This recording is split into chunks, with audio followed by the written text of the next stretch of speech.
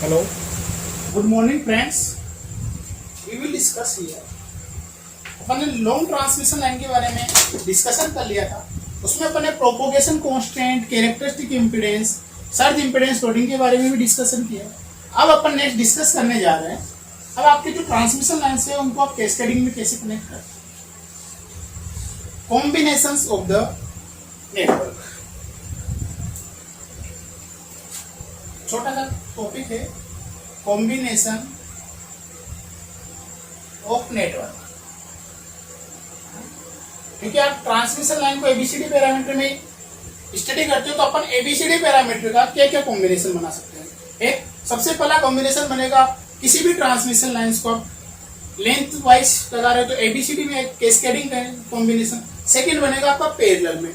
आप पैरेलल क्यों कनेक्ट करते हो? क्योंकि आपने पढ़ा होगा कि लॉन्ग ट्रांसमिशन लाइन में अपन क्या डबल सर्किट लाइन पढ़ते हैं। डबल सर्किट लाइन की एक ही फेज में अपन 3-4 कंडक्टर को यूज करते हैं। जब अपन एक फेज में 3-4 कंडक्टर यूज करेंगे तो एक दूसरे के पैरेलल हो जाएंगे, तो इसीलिए उसको आप पैरेलल ट्रांसमिशन लाइन के रूप में या पैरेलल नेटवर्क के रूप में अपन उसको पढ़ते हैं। ठीक है, तो सबसे पहला कनेक्शन होगा combination of network to make certain common mode analysis.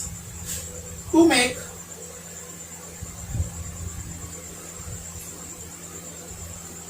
certain common mode analysis, certain common mode analysis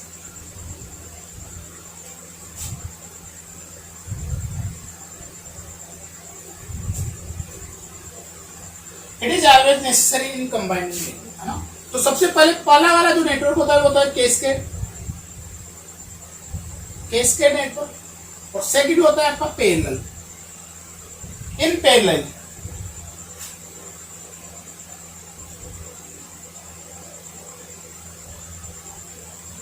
तो अपन पहला डिस्कस कर रहे हैं कैस्केड कनेक्शन है। कैस्केड में सिंपल है, ज्यादा इसमें वो लगाने दिमाग वगैरह लगाने की जरूरत नहीं है। कैस्केड में एक लाइन लिख लो, in this method 2 or more networks are combined in cascade। In this method 2 or more network, more than 2 network are combined in cascading। कैसे कनेक्ट करते हो मैं बता देता हूँ आपको। जैसे आपके पास दो नेटवर्क है, एबीसीडी पैरामीटर में अपन कंसीडर करते हैं तो ये पहला नेटवर्क है ना। इसके एबीसीडी पैरामीटर मैंने A1, B1, C1, D1 consider कर लेते हैं, और इसी के साथ कैस्केडिंग में आप कनेक्ट कर देते हो सेकंड वाले नेटवर्क A2, B2, C2।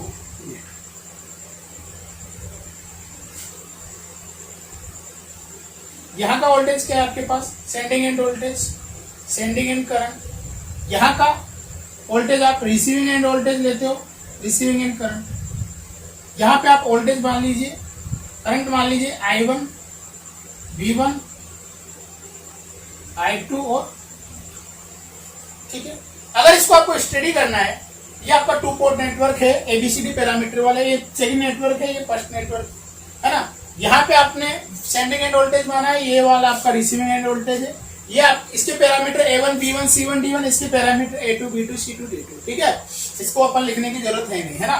तो अपन इन दोनों को कॉमन एक नेटवर्क बनाना चाहते हैं। अपन अगर इन दोनों नेटवर्क का कॉमन नेटवर्क बनाना चाहते हैं, और उस नेटवर्क के पैरामीटर है आपके पास क्या? ABC। ठीक है, इसकी करंट तो वही रहना चाहिए, रिसीविंग एंड पे IR है ना, वोल्टेज VR और सेंडिंग एंड वोल्टेज BS और sending end voltage current IS। ठीक है, अपन इतना बना दिया है ना। अब A की वैल्यू, B की वैल्यू, C और D की वैल्यू अपने को फाइंड आउट करनी। सबसे सिंपल मेथड है, कुछ भी नहीं करना इसमें। 2 मैट्रिक्स है, दोनों को ऐड कर दो ABC।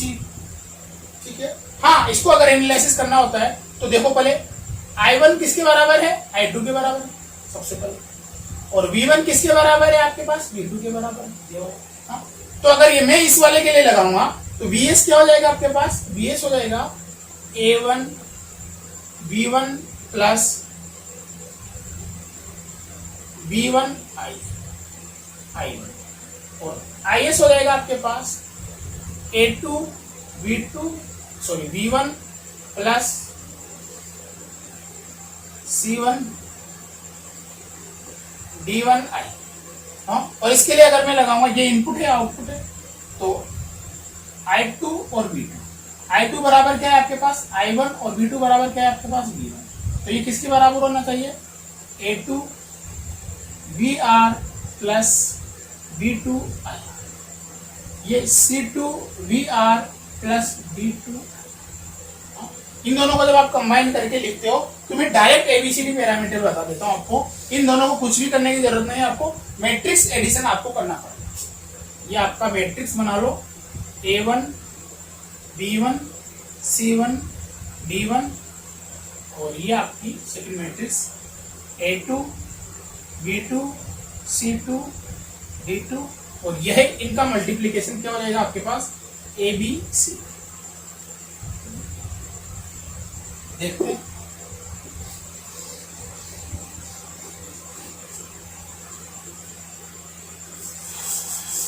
ए क्या हो जाएगा आपके पास, है ना, कॉलम को मैं रो से मल्टीप्लाई कर दूं, कॉलम को मैं रो से multiply A1 A2 plus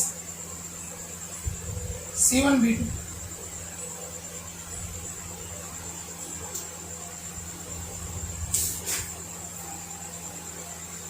B क्या हो जाएगा आपके पास,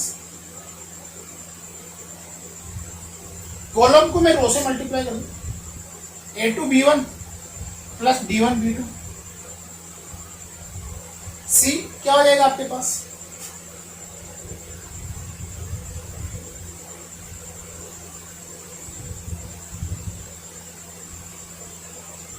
सॉरी सोले column,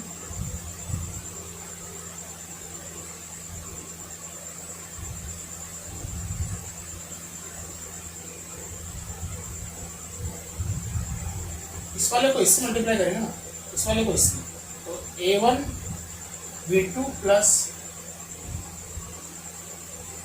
C1 D2,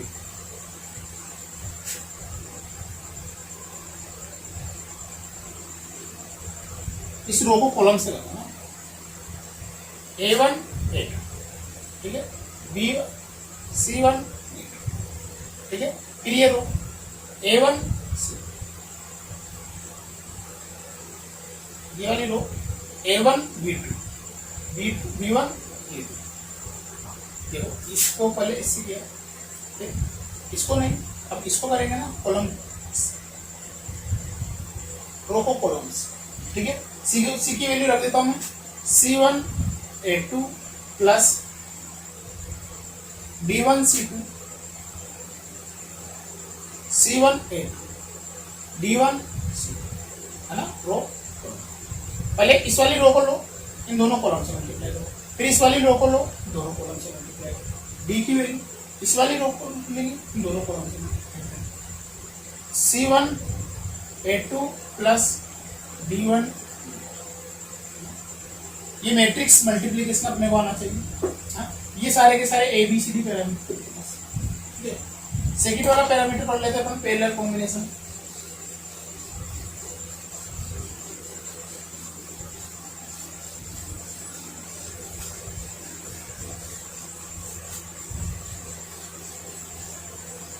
parallel combination,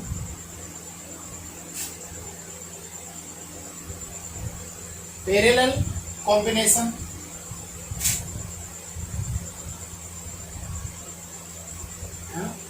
parallel combination में एक लाइन लिखना चाहो तो लिखो, in parallel combination two networks can be, in parallel combination two network can be, two network can be only being combined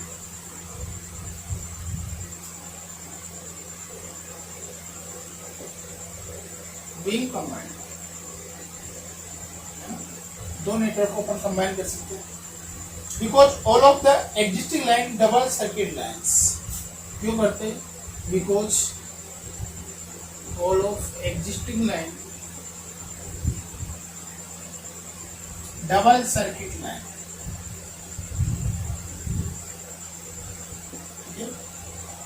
In parallel combination, two network can be only being combined.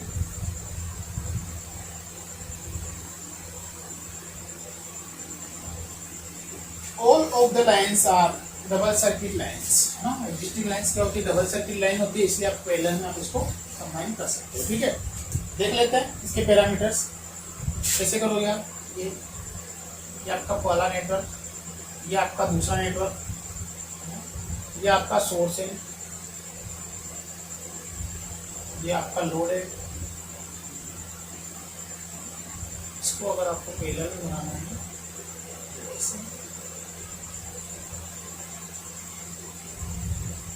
Parallel में current same होती है, sorry voltage same होता है, current अलग अलग होती है। Series में आपके पास करंट सेम होगी, वोल्टेज डिफरेंट होगी। देखो ये आपका VS है, ये आपका IS है। तो इसमें अगर आपके पास IS1 करंट जा रही है, इधर आपके पास IS2 करंट जा रही है, इधर आपके पास VR है, ये आपके IR है। ये अगर आपके पास IR1 करंट आ रही है तो ये आपके पास IR।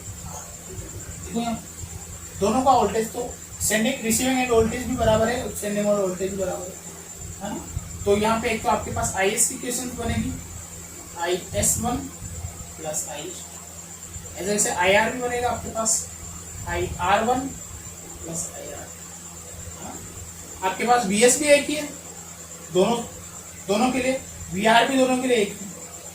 दोनों के लिए आउटपुट वोल्टेज और इनपुट वोल्टेज दोनों के लिए सेम है ना। वापिस वही पैरामीटर लगाओगे, इसके आपने मॉडल मान लिया A1 B1 C1 D1 A2 B2 C2 है ना। A1 B1 C1 D1 और A2 B2 C2 D2, इसी के वही पैरामीटर मॉडल लगाओगे और आपको ABCD की वैल्यू निकालनी पड़ेगी। और अपन मैं डायरेक्ट लिख लेता हूँ कि इसमें एक ही वैल्यू आएगी, A1 B2 plus B2 B1 A2 divided by B1 plus A1 B2 plus B1 A2 B1 plus B की वैल्यू आएगी आपके पास B1 B2 divided by B1 plus है ना। और A और D की वैल्यू बराबर आती है और AD माइनस BC क्या आता है आपके पास 1 आता है। तो यहाँ से C की वैल्यू आ जाएगी आपके पास AD माइनस 1 डिवाइडेड बाय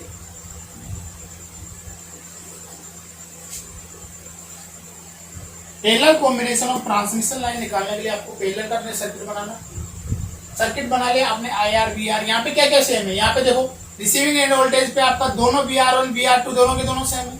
यहाँ पे सेंडिंग एंड वोल्टेज सेम है, दोनों का रिसीविंग एंड सेंडिंग और वोल्टेज सेम है। करंट अलग अलग है, करंट सीरीज में IS1 IS2 है, आउटपुट में IR1 IR2 है। दोनों का एडिशन है आपके पास क्या है IR और IS। ठीक है, अगर इसका डेरिवेशन आप करना चाहो तो आप कर सकते हो ना, कोई ज्यादा नहीं है। मैं डायरेक्ट इसलिए मैंने पैरामीटर एक ही वैल्यू आएगी आपके पास A1 B2 B1 A1 plus B1 plus B2, B की value B1 B2 divided by B1 plus B2, C की वैल्यू एक ही वैल्यू D के बराबर आएगी, C की वैल्यू आप AD माइनस BC करके निकाल सकते हैं। ठीक है,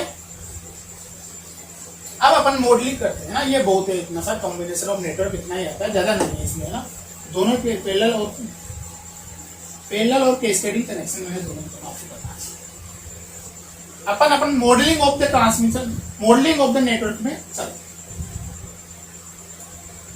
बहुत इजी टॉपिक है, बहुत सीधा टॉपिक है, मॉडलिंग भी ज्यादा नहीं है, अपने को पाई मॉडल में निकालना है। Modelling of long transmission line, modelling of long transmission line, अपने को लॉन्ग ट्रांसमिशन लाइन की मॉडलिंग करना है ना। इक्विवेलेंट पाई मॉडल बनाना है या इक्विवेलेंट टी मॉडल बनाना है अपने को लॉन्ग ट्रांसमिशन लाइन्स का, है ना। वो कैसे बनाते हैं इसके बारे में अपन देखते हैं। ठीक है, सबसे पहले अपन इसकी मॉडलिंग कैसे करते हैं या इसमें क्या क्या अपन अजम्पशन लेते हैं उसके बारे में एक या दो पॉइंट अपन लिख लेते हैं। फिर उसके बाद में अपन इसका छोटा सा डेरिवेशन है, ज्यादा बड़ा डेरिवेशन है। ठीक है, the long transmission lines always represented as, long transmission line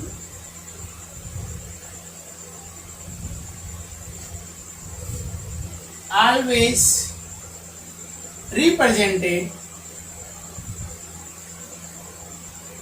as distributed network, अपने को पता है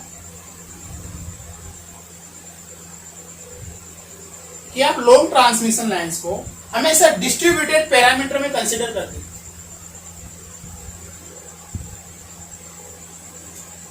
लम्प्ड पैरामीटर में कंसीडर नहीं करते, thereby they cannot be considerable as lumped model, thereby they cannot be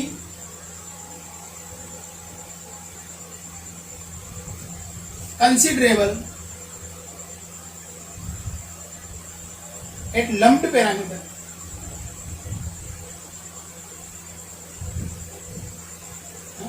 इनको आप लम्प्ड पैरामीटर में कंसीडर नहीं करते, इनको आप डिस्ट्रीब्यूटेड पैरामीटर में कंसीडर करते हो। हाँ भाई, जो ट्रांसमिशन लाइन होती है, लॉन्ग ट्रांसमिशन लाइन, अपन डिस्कस कर चुके हैं इसको, इसके पूरे के पूरे मॉडल को अपन डिस्कस कर चुके हैं। इसमें अपन डिस्ट्रीब्यूटेड पैरामीटर को ही कंसीडर करते हैं क्योंकि इसकी लेंथ बहुत ज्यादा होती है और इसमें अपन लम्प्ड नेटवर्क को नहीं डिस्कस करते। ठीक है, they cannot be considerable as lumped parameter, ठीक है, but unless they are not properly modeled, हाँ, but unless until they are not properly modeled, जो आपका डिस्ट्रीब्यूटेड पैरामीटर में आपने रिप्रेजेंट किया है वो कोई मॉडल नहीं है ना, कोई मॉडल नहीं होता। We could be able to carry the analysis, है ना। फिर अपन इसको क्या कैसे, we could be able to analysis, है ना। इसको अपन पाई मॉडल या टी मॉडल में ही इक्विवेलेंट करके स्टडी करने की कोशिश करते हैं। Able to, we could be able to carry the analysis in equivalent वाला पाई इक्विवेलेंट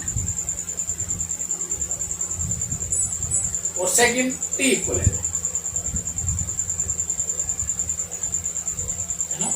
अपन दोनों में इक्विवेलेंट में इसको स्टडी करने की देखते हैं। दोनों पैरामीटर है, दोनों इक्विवेलेंट मॉडल है, पाई और टी, ठीक है। चेंज दिस, तो देखते हैं पहला इक्विवेलेंट पाई मॉडल, है ना। एक को मैं पढ़ाऊंगा, एक आप खुद कर लेना, इजी है, इतना कुछ भी खास नहीं।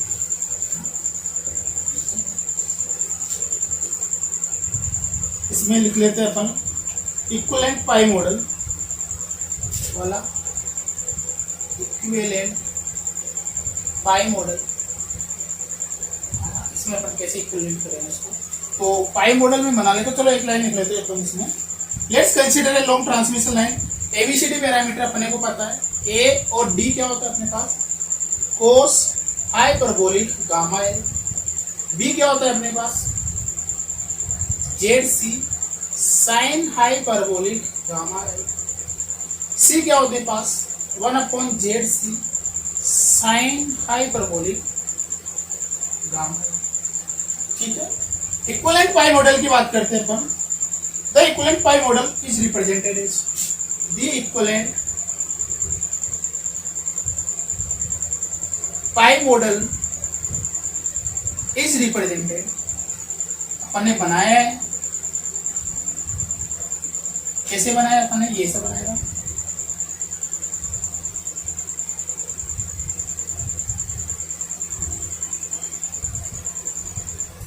ये आपकी सेंडिंग एंड करंट है, ये सेंडिंग एंड वोल्टेज है, ये आपकी रिसीविंग एंड वोल्टेज है, रिसीविंग एंड करंट है।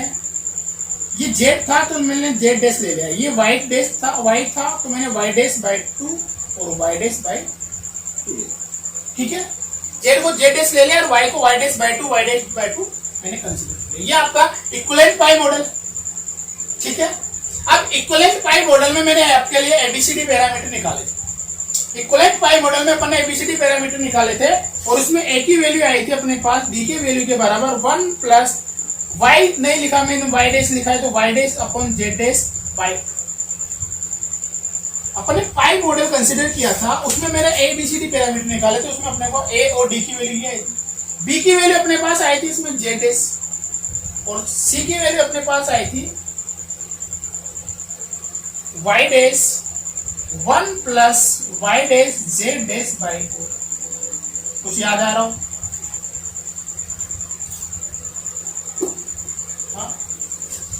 लिख लो अगर इनके वाई डैश जेड डैश के बारे में लिखना था। Where y dash and z dash and y dash are represented as series impedance and shunt admittance। ये अपन ने पढ़ा था, हालांकि इसको लिखने की जरूरत नहीं है, फिर भी अगर आप लिखना चाहो, क्योंकि मैंने वहां पे y z लिखा था, यहाँ पे मैंने z dash लिख दिया, क्योंकि मैं z को ऑलरेडी एबीसीडी पैरामीटर में डिफाइन कर चुका हूं, वहां पे जो अपन एबीसीडी लॉन्ग ट्रांसमिशन लाइन के लिए अपन ने लिखा। तो मैं दोनों के ए को बराबर कर, ए क्या है आपके पास पाई मॉडल में, डी क्या है आपके पास 1 plus Y dash Z dash by 2, और ये किसके बराबर होना चाहिए? Cos hyperbolic gamma. ये तो ना, हाँ थोड़ा सा इसको सोल्व करते हैं अपन, और जेड डैश और वाई डैश की वैल्यू। हाँ चलो, बीटा किसके बराबर था? बी जेड डैश के बराबर था, और जेड डैश उधर क्या था? Z C sine hyperbolic gamma. हाँ यहां से निकाल दे, यहां से थोड़ा इजीली निकल जाएगा। तो जेड डैश क्या जाएगा आपके पास? जेड सी कैरेक्टरिस्टिक इंपीडेंस माना था अपन ने root of Z by Y.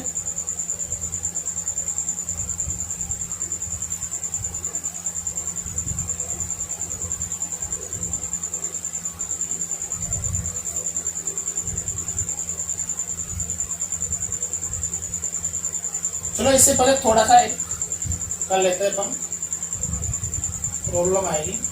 Z C gamma L sine hyperbolic gamma L और साइन गामा एल, इसका अपन ऊपर नीचे डिवाइड कर देंगे, है ना।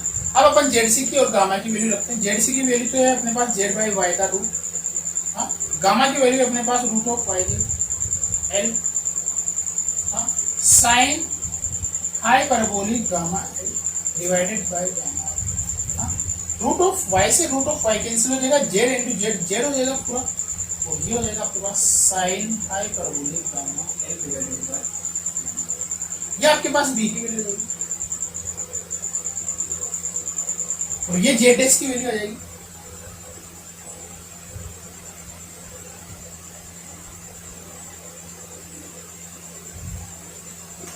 और सेकंड वाला अगर आपको वाई डैश भी निकालना है, जेड डैश की वैल्यू आते हैं, अगर आपको वाई डैश भी निकालना है साइन गामा एल और जेड के फॉर्म में, तो निकाल लो,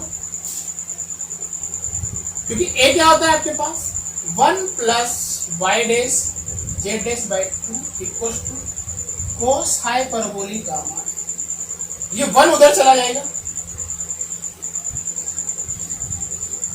जेड डैश की वैल्यू आपको यहाँ रखनी पड़ेगी, थोड़ा सा जेड डैश को रखना, तो Y dash gamma Z dash divided by 2 equal to cos hyperbolic gamma L minus 1।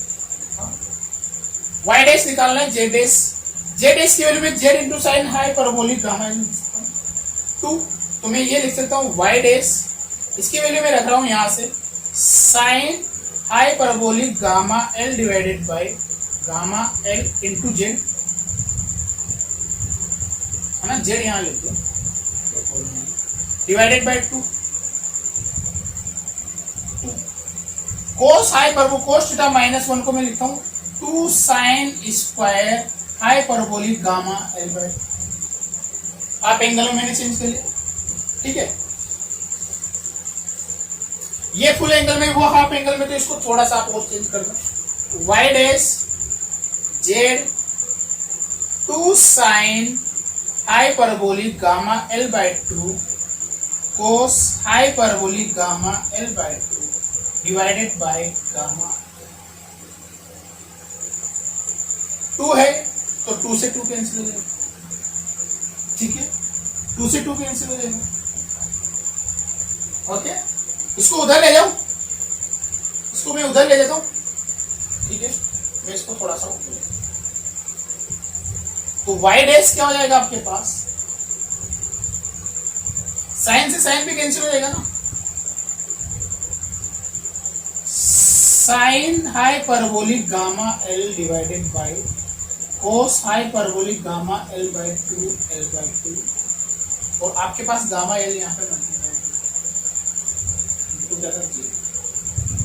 ये 10 हाइपरबोलिक हो गया, 10 हाइपरबोलिक गामा एल बाय 2 और गामा एल बाय 2 से आप दोनों तरफ डिवाइड भी कर सकते हैं, ये हो जाएगा आपके पास गामा एल बाय 2 से डिवाइड करोगे तो ये आपके पास आ जाएगा। इसको थोड़ा सा आपको सोल्व करना,